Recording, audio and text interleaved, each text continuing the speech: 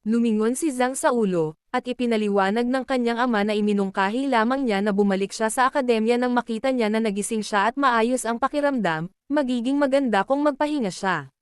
Nabanggit ni Zing na ang pagiging sa kamatayan at muling ipinanganak ay hindi isang pangkaraniwang pangyayari. Idinagdag niya na pinataas ni Hajinyo ang batang master, at kapag siya ay lumaki, siya ay magiging isang mahusay na tagapagmana. Gayunpaman, nag-alinlangan si Jin kung ang kanyang anak ay tunay na mamuno sa pamilya bilang tagapagmana. Walang alinlangan, si Ho ay isang napakagandang bata na may isang mabait na puso, ngunit ang kanyang kabaitan ay maaaring maging mahirap para sa kanya na gumawa ng mga mahihirap na pagpapasya. Naniniwala si Cheng sa kanya, na naniniwala na hanggang ngayon, mahirap para sa kanya na gumawa ng mga pagpapasya dahil lamang sa kanyang kabataan. Sumang-ayon si Jin sa kanyang mga salita, ngunit natapos ang kanilang pag-uusap doon, dahil lumingon sila sa may-ari. Iniulat ng lalaki na bumalik ang batang master. Agad na natakot ang ama sa maaaring mangyari. Hindi nagtagal, nakatayo siya sa tapat ng Ho, na lahat ay stretched at marumi. Tinanong niya ang kanyang anak kung bakit siya narito, dahil dapat siya ay nasa akademya ngayon, at bakit siya bumalik ng mabilis sa maruming damit. May nakakasakit ba sa kanya? Ako ay sinipa sa labas ng akademya. Sagot ni Ho. Ito ang pinaka hindi inaasahang sagot na maririnig niya pagkatapos.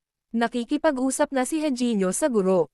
Sinabi ng guro na ang kanyang anak na lalaki ay agad na nagsimula ng isang away sa akademya, kahit na ang salitang away ay hindi lubos na akma dito, ito ay isang tunggalian sa pamamagitan ng kapwa pahintulot ng mga partido. Mahirap na maniwala ang ama, dahil ang kanyang anak na lalaki ay nagsimulang maglakad pagkatapos ng mahabang pahinga, at ngayon ay may isang tunggalian. Mas mahirap pa para sa guro na maniwala sa mga salita ng kanyang ama. Sa halip, nais niyang malaman kung ang kanyang anak na lalaki ay nag-aral ng martial arts, isinasaalang-alang ang bilang ng mga kalaban na natalo niya. Samantala, umupo lang at nakinig sa kanilang pag-uusap. Tinanong siya ng kanyang ama kung ang guro ay nagsasabi ng totoo. Oo, totoo iyon. Sumagot si Ho, ayaw na magsinungaling. Ipinaliwanag niya na siya ay ginigipit at binubuli dahil sa nais na magaling sa paaralan. Ngunit sa una, hindi niya ito pinansin. Sa una, pinigilan niya upang hindi magdulot ng problema dahil bumalik na lang siya. Ngunit nang ininsulto nila ang kanyang yumaong ina at ama, hindi na niya ito makukuha.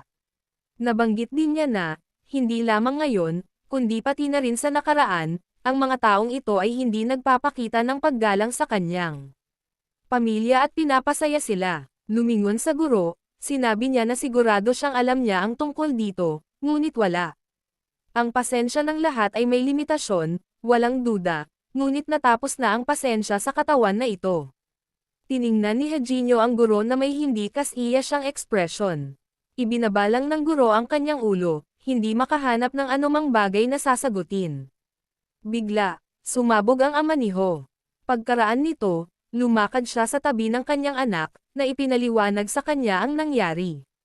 Inamin ng guro ang kanyang pagkakamali. Pinuri siya ng kanyang ama. Para sa pag-uugali na napakaraming marangal sa harap ng guro na hindi siya nagsalita, at idinagdag niya, ang tunay na kaalaman ay hindi kinakailangang mabuhay lamang sa apat na pader, pagkatapos ay pag-aralan ko ang aking sarili mula ngayon.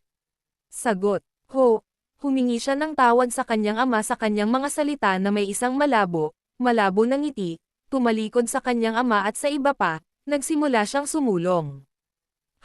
Lumingon si Jinyu kay Jiang Ming at tinanong siya kung ano ang naisip niya tungkol dito. Nakipaglaban siya para sa hustisya, para sa karangalan ng kanyang pamilya. Hindi tulad ng kanyang mga kapantay, na hindi nag-iisip tungkol sa mga bagay na ito, napatunayan niya ang kanyang sarili na karapat-dapat sa lahat ng oras na ito, ipinakita niya ang kanyang tunay na hangarin. Iyon ang sagot ni Zhang, kung saan tumugon si Hajinyo ng may ngiti. Ang mahigpit na mastokyod na mukha ng bantay ay lumitaw sa harap niya, at hindi gaanong malubhang mukha si Ho. Ngayon ang batang master ay may karapatang pumasok at iwanan ang pangunahing bakuran anumang oras, kahit na sa umaga. Ito ang utos ng chairman, at hindi ka maaaring magtaltalan dito. Matapos umalis sa patio, Nasiyahan si Ho sa kaaya-aya na aroma ng kalikasan habang nakaupo sa pagmumuni-muni sa isang malaking bato. Siya ay ganap na nalubog sa pagmumuni-muni, nakikinig sa stream na dumaloy sa malapit. Sa gabi, ang kalangitan ay nagsimulang dumilim, nakakakuha ng dilaw, mainit na lilam. Oh, walang balak na bumalik sa bahay, at nagpatuloy sa pagsasanay sa bundok na ito. Siya ay walang tigil na tumakbo na nagtutulak sa matangkad na mga puno, umakyat sa kanila, at kahit na umakyat sa mga higanteng puno, na nagtutulak palayo sa isa sa mga puno. Tumakbo siya kasama ang isang matarik na bato. Maaari pa siyang lumangoy sa isang malaking bundok, umakyat halos patayo sa bato. Ito ay talagang kahanga-hanga, at ang kanyang mukha ay nanatiling ganap na hindi gumagalaw. Ang kanyang paghinga ay kalmado at kinokontrol, kung tumatakbo siya sa isang bato o nagmumuni-muni.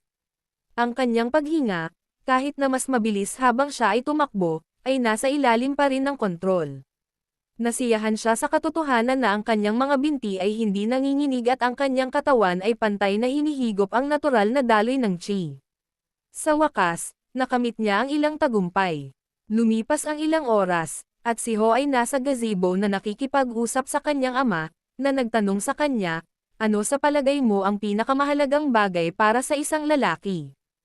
Ang sagot ni Ho ay simpleng pera para naramdaman niya ang halaga nito. Sa tuwing nasisiyahan siya sa pagkain, ngumiti lang ang ama, sapagkat iyon mismo ang inaasahan niya mula sa kanyang anak na lalaki. At tinanong ang sumusunod na tanong, at ano ang susunod na malaking bagay? Ang sagot ay isang simpleng kapangyarihan lamang upang maprotektahan ang iyong pera. Labis na nagulat si Itay sa una, pagkatapos ay inulit niya ang mga salita ng kanyang anak at inamin na maaari rin itong maging sagot sa kanyang tanong.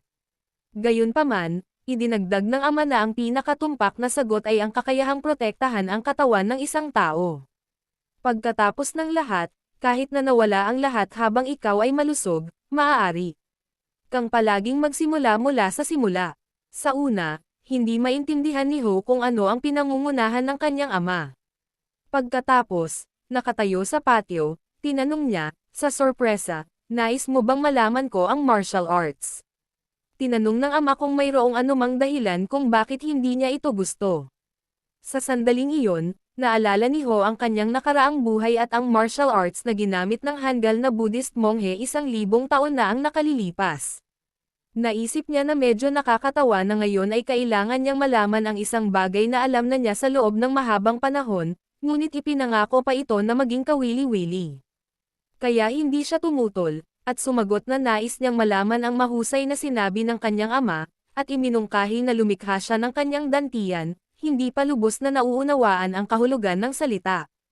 Pagkatapos ay ipinaliwanag ng aking ama na ang martial arts ay gumagamit ng Hui energy, at ang lugar kung saan nag-iipon at kumakalat sa buong katawan ay tinatawag na dantian.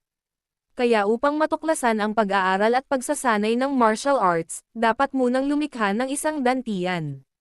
Naalala ni Ho na parang ang kanyang kalbo na bid.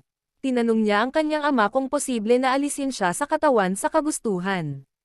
Si Zhang, na nakatayo sa tabi niya, ay sumagot para sa kanyang ama na minsan ay lumilitaw ang isang dantian ay hindi kailanman umalis sa katawan. Ito ay bahagyang naiiba mula sa mga pag-aari ng isang kalbo na bid na ama at inalok ni Zhang na magsimula at hiniling na umupo si Ho sa posisyon ng lotus habang nakaupo siya sa gitna. Ang kanyang ama ay nakaposisyon sa kanyang sarili sa tapat niya, at si Zhang sa likuran niya, na hiniling na isara si Ho na isara ang kanyang mga mata at sundin ang mga tagubilin ng kanyang ama. Ang mga naharang na meridian ay kailangang masira muna, at hiniling siyang huminga ng malalim, na ginawa niya. Samantala, isang old man ang nakasakay sa isang asno. Isang mahabang kulay abo na bigot at balbas ang nakabitin mula sa ilalim ng kanyang visor. Ang asno ay dahan-daang naglalakad pasulong, at ang old man ay nakaupo dito, at sa oras na iyon, ang dugo ay tumutulo sa lupa. Ito ay damaloy mula sa bibig ni Ho habang hinawakan siya ng kanyang ama sa kanyang mga bisig at hiniling na lumapit sa kanya. Prangka na nagpanik si Itay, nagtanong kay Mr. Zhang kapag darating ang doktor. Di nagtagal, dumating ang doktor at sinuri ang pulso ng batang lalaki. Ipinaliwanag ng ama ang nangyari. Ang katawan ng kanyang anak ay naging mainit tulad ng isang bola ng apoy, pagkatapos nito ay nagsusuka siya ng dugo at siya ay nanghina. Sigurado si Itay na hindi siya nagkamali, kaya hindi niya maintindihan kung ano ang nagkamali. Sinuri ng doktor ang sinusuri ang sitwasyon. Matapos ang pagsusuri, sinabi niya na walang mga pinsala na natagpuan. Sa katunayan, maaari mong sabihin na ito ay nasa mahusay na kondisyon. Hindi maintindihan ng ama kung ano ang ibig sabihin ng doktor sa pamamagitan ng mahusay na kondisyon. Ipinaliwanag ng doktor na nakatagpo na siya ng isang katulad na epekto kapag ang isang malaking halaga ng panloob na chi ay naipon sa dantian. Ito ay tunog na kakaiba kay Jin dahil ang kanyang anak na lalaki ay hindi kailanman pinag-aralan ang pamamaraan ng pagbuo ng panloob na chi. At paano niya malilinang si Chi kung wala siyang dantin? Itinuro ng doktor na ang pamamaraan ng paglilinang ay maaaring isagawa kahit na wala ang dantian, ngunit sa kasong iyon, ang enerhiya ay makaipon sa mga ugat, sa buong katawan, hindi sa dantian. Idinagdag niya na ang kanyang panloob na antas ng Chi ay dapat na mataas, dahil ang lahat ng mga nakablock na meridian ay nagbukas ng walang anumang hadlang, tila naabot niya ang pinakamataas na antas ng pagkakaisa ni Yin Yang Meridian. Naririnig ito. Nagtaka sina Tatay at Zing kung magkano ang panloob na chi na mayroon siya. Tinanong nila ang doktor tungkol dito, at iminungkahi niya na ilagay ng ama ang kanyang mga kamay sa dantian ng kanyang anak at suriin ang kanyang sarili. Lumapit si Itay kay Ho na pagtanto na kung ang kanyang Yin at Yang Median ay umabot sa pagkakaisa, kung gayon ang antas ng panloob na chi ay lampas sa mga halaga ng rurok. Sa pamamagitan ng pagpindot sa anak na si Dantian, natansya ng ama ang halaga ng kanyang panloob na chi. Ang nakita niya, upang ilagay ito ng banayad, stunned him. Nadama niya na ang anak na ito ay sapat na sa loob ng 120 taon ng buhay. Ito ay 2 beses hanggat ang kanyang sariling supply ng chi na nakolekta sa 40 taon ng buhay, at kung saan ay magiging katumbas ng 60 taon. Paano ang isang tao na hindi pa nag-aral ng mga pamamaraan ng paglilinang at ginugol ng 1 taon na nakakulong sa kama ay may malaking panloob na chi? Ang kanilang mga saloobin ay nagambala sa mga salita, marahil ang kanyang katawan ay umalis sa mundo at bumalik pagkatapos matugunan ang kaluluwa ng ilang matalinong hermat. Ang mga salitang ito ay sinasalita ng matandang lolo na nakarating lamang sa isang asno at ngayon ay nakatayo sa gate. Sinalita din niya si Jin na nagsabi na ang kanyang anak na lalaki ay lumaki mula pa noong kanilang huling pagkikita, na biglang binuksan ang kanyang mga mata habang nakahiga sa gitna ng berdeng damo at biglang tumayo. Ang tanawin ay ganap na hindi pamilyar, at hindi niya maintindihan kung saan niya sinusubukan na tandaan. Naalala niya na nasa proseso siya ng paglikha ng kanyang piitan sa training hall ng pangunahing patio. Bigla, ang tinig ng isang old man ay nagmula sa likuran niya, kaya nais mong malaman ang martial arts. Dahan-daang nagsimulang tumalikod si Ho. Nakita niya ang isang matandang nakaupo sa isang bato, at tinanong kung sino siya. Bilang tugon, tinawag siya ng old man na isang scumbag at tinanong kung bakit siya tinitingnan ng sobrang hanggal. Kapag nakilala mo ang iyong Panginoon, dapat mong ipakita ang paggalang, sinabi ng old man. Hindi naniniwala si Ho na ang taong ito ay maaaring maging master.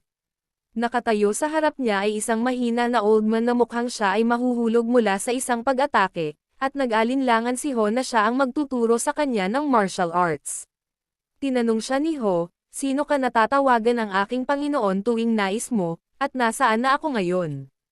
Ang old man, muli, ay nagbabala sa kanya tungkol sa pangangailangan ng paggalang.